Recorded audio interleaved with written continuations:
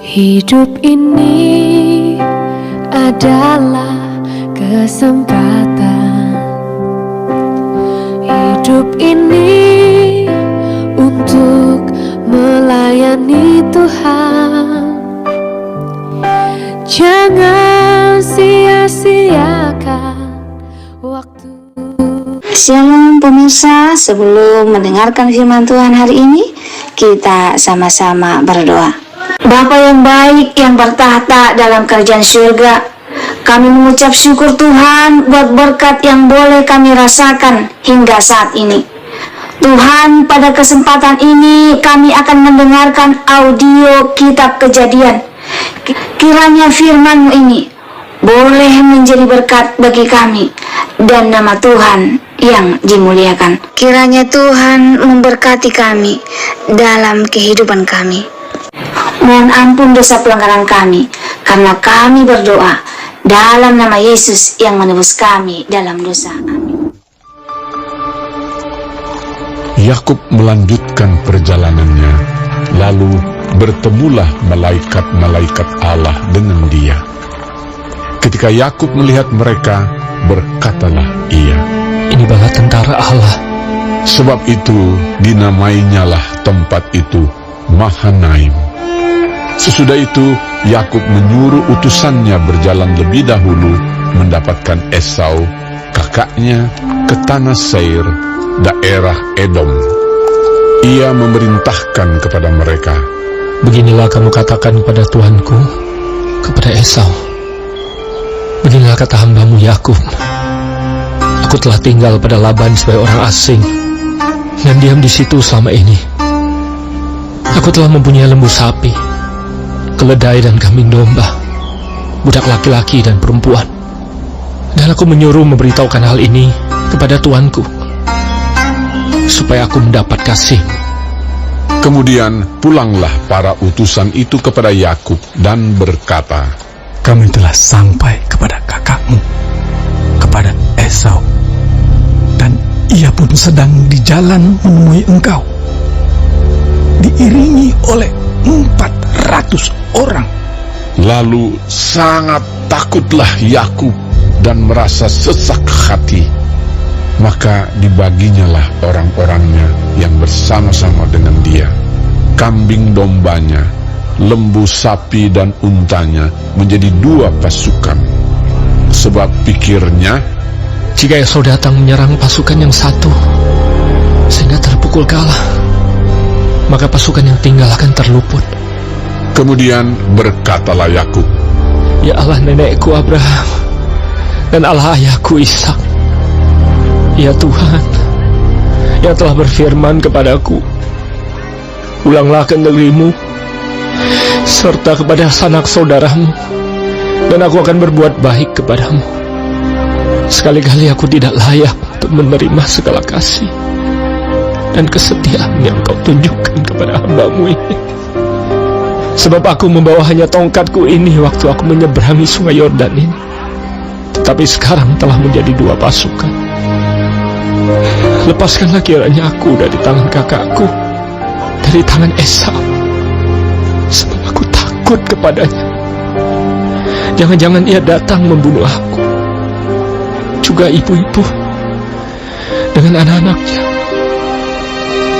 Bukankah engkau telah berfirman, tentu aku akan berbuat baik kepadamu dan menjadikan keturunanmu sebagai pasir di laut, yang karena banyaknya tidak dapat dihitung. Lalu bermalamlah ia di sana pada malam itu.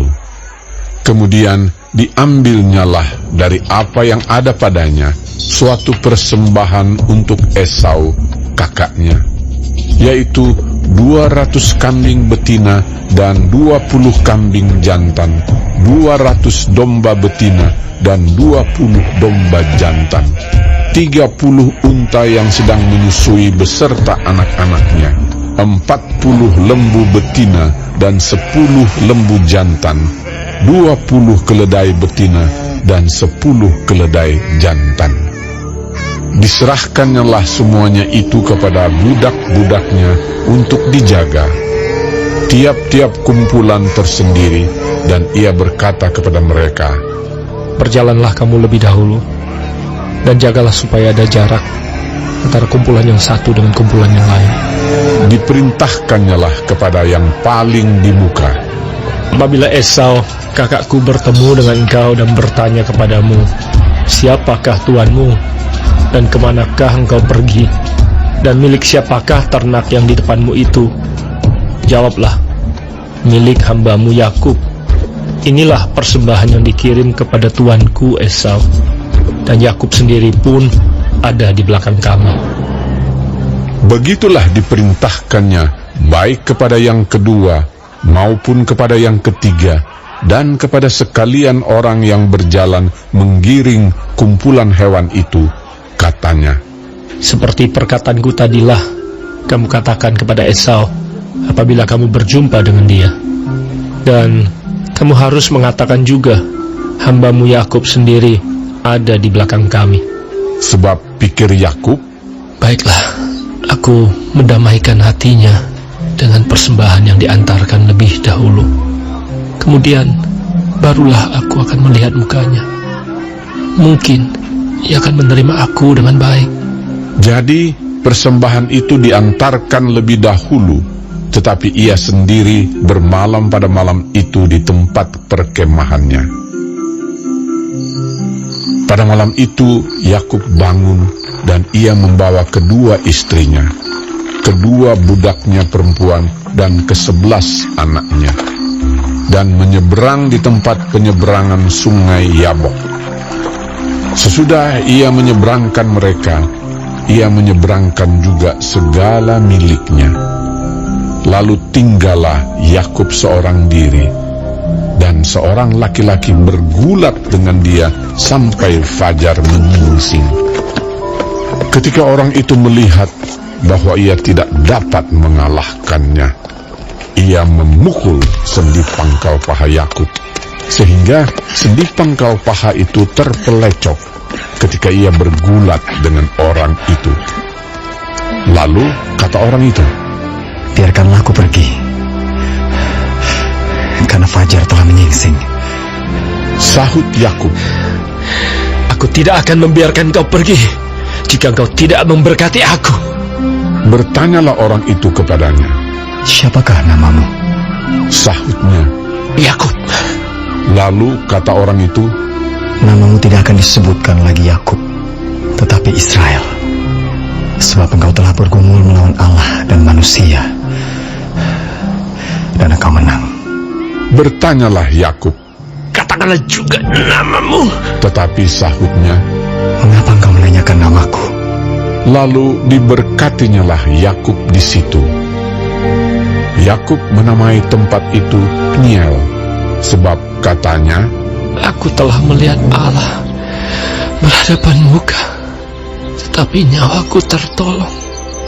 lalu tampaklah kepadanya matahari terbit ketika ia telah melewati Peniel, dan Yakub pincang karena pangkal pahanya. Itulah sebabnya sampai sekarang orang Israel tidak memakan daging yang menutupi sendi pangkal paha, karena dia telah memukul sendi pangkal paha Yakub pada otot pangkal pahanya. Baik, sebelum mengakhiri firman Tuhan hari ini, kita sama-sama berdoa. Bapa kami yang di sorga, dikuduskanlah namamu. Datanglah kerajaanmu, jadilah kehendakmu di bumi seperti di sorga.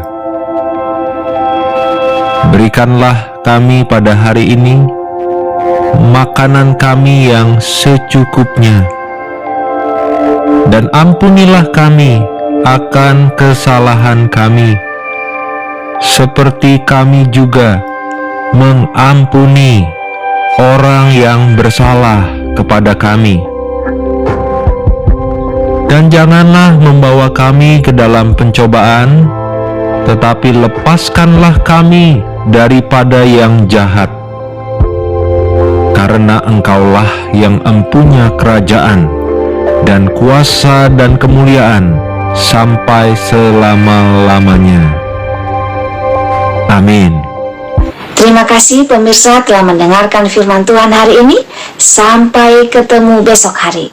Terima kasih. Tuhan